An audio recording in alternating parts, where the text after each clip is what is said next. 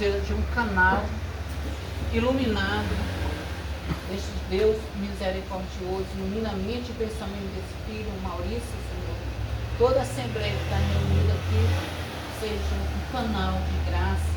O Espírito Santo fortalece a mente e o coração desse filho que vai entregar a palavra do Senhor. Interceda nessa noite a cada um de nós, nossos corações, nossos pensamentos, que interceda a luz do Espírito Santo que nos fortalece, meu irmão. Eu entrego aqui em nome do Pai, do Filho e do Espírito, uma Ave Maria. Ave Maria, cheia de graça, o Senhor é convosco. Bendita sois vós entre as mulheres, e bendito é o fruto do vosso ventre, Jesus. Santa Maria, Mãe de Deus, rogai por nós, pecadores, agora e na hora de nossa morte. Amém. em nome do Pai, do Filho e do Espírito Santo. Amém. Maria, cheia de graça, Virgem Mãe do Salvador, ensina-nos a escutar a palavra do Senhor. Ensina-nos a escutar a palavra do Senhor. O Senhor esteja conosco. Ele está no meio de nós. Proclamação do Evangelho de Jesus Cristo segundo São Mateus. Glória a vós, Senhor. Naquele tempo, dirigindo-se para a sua terra, Jesus ensinava na sinagoga, de modo que ficavam admirados e diziam: de onde lhe vem essa sabedoria e esses milagres? Não é ele o filho do carpinteiro? Sua mãe não se chama Maria? E seus irmãos não são Tiago, José, Simão e Judas? E suas irmãs não moram conosco? Então, de onde lhe vem tudo isso? E ficaram escandalizados por causa dele.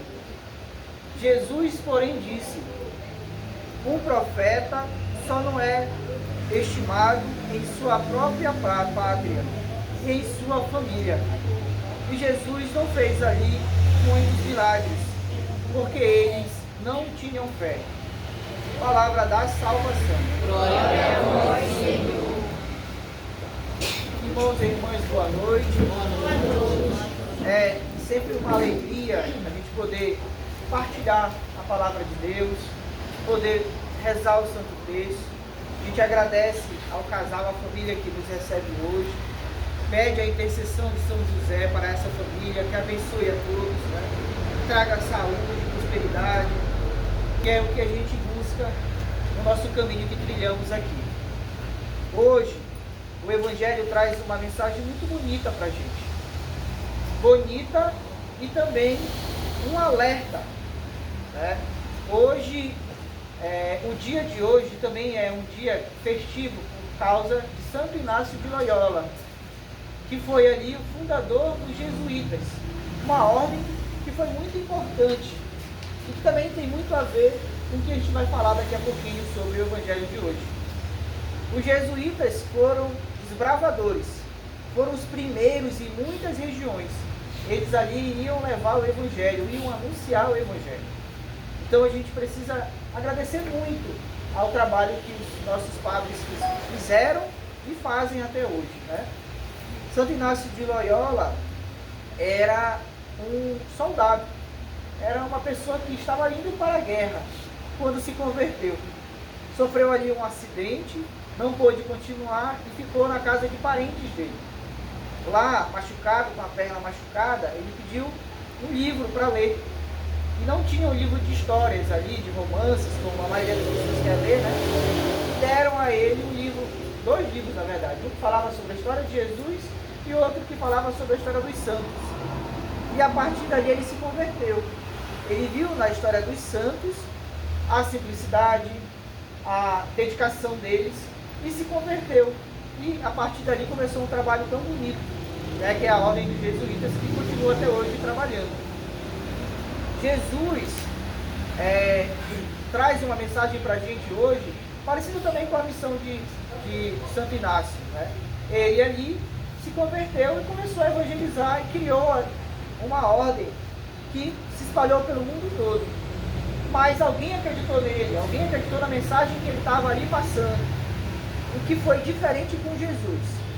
Vocês já imaginaram você estar na presença de Jesus e você não acreditar nele? Já imaginou? Foi o que aconteceu com ele. Mas não pensem que isso é difícil de acontecer, porque isso acontece todos os dias. Quantas vezes nós não somos preconceituosos com quem está ali do nosso lado? Não é verdade?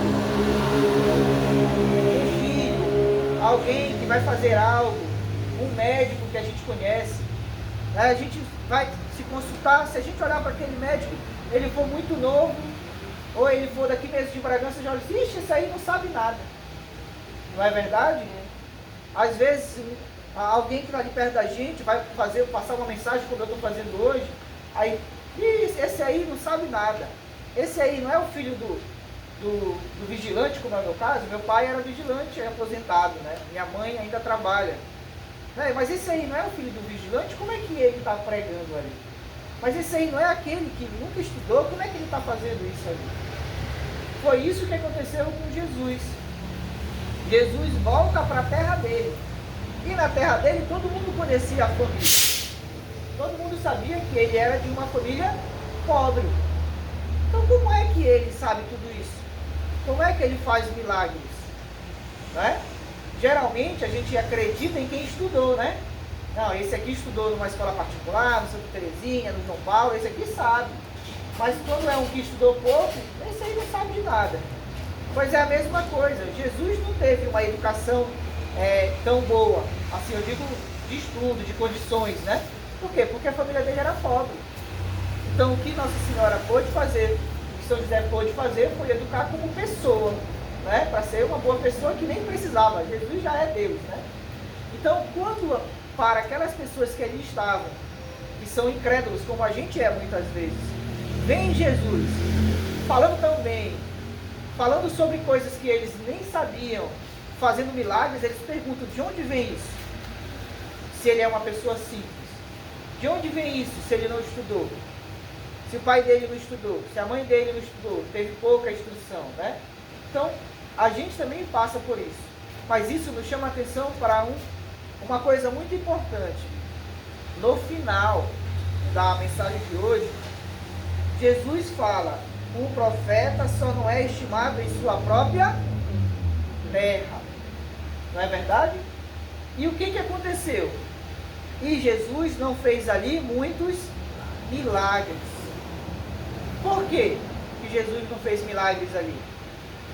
O que vocês acham? Por que Jesus não fez milagre naquela terra? Com aquelas pessoas que ele cresceu ali? Por quê? Porque eles não tinham, era isso mesmo, eles não tinham fé em Jesus. Eles não acreditavam naquela pessoa que cresceu ali do lado deles. Como é que ele vai fazer tudo isso se eu vi ele crescendo? Se eu vi a família dele, se eu conheço a família dele? Ainda cita, né, os irmãos, as irmãs. Aqui é importante abrir um parêntese, tá? Porque para quem não se aprofunda um pouquinho, acaba caindo no papo dos protestantes, né, que falam assim, ó, Nossa Senhora não foi virgem, teve outros irmãos, teve outros filhos, né? Nada disso. Naquela língua, naquele dialeto ali, não existia a palavra para primo, para parente. Então todo mundo que era muito próximo era chamado de irmão também. Por isso que fala, né? As irmãs não moram com a gente, não tem os outros irmãos dele, mas eram os parentes de Jesus. Nossa Senhora foi e é virgem até hoje. E é importante a gente entender isso para a gente não cair na lábia de qualquer pessoa que fale qualquer coisa.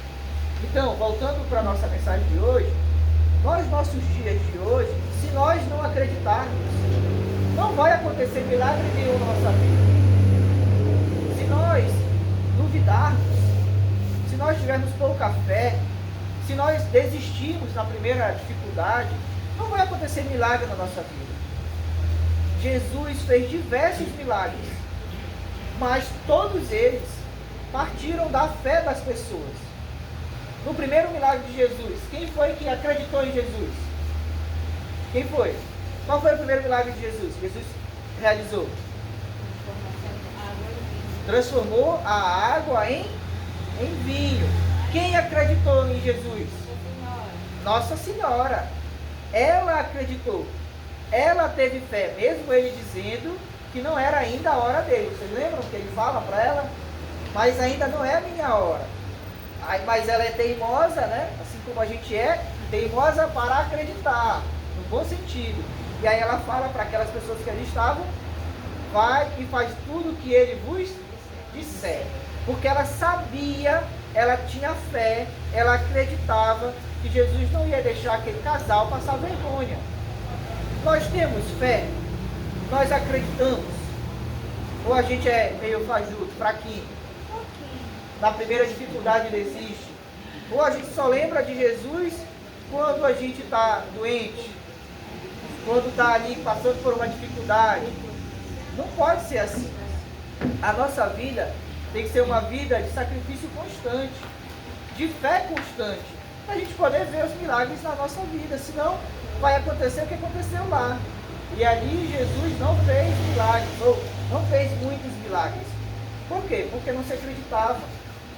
Então, que todas as nossas casas sejam casas cheias de fé, para que todos os dias nós tenhamos os milagres acontecendo lá. É isso que nós queremos. Quando nós viemos aqui rezar o terço, a gente vem com uma intenção. Nós viemos para chegar perto de Jesus, de Nossa Senhora, para alcançarmos as indulgências.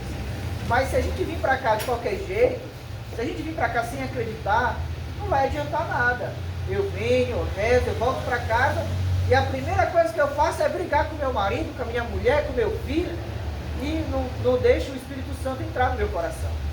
Então, para que tudo aconteça na nossa vida, nós precisamos ter fé. Ter fé.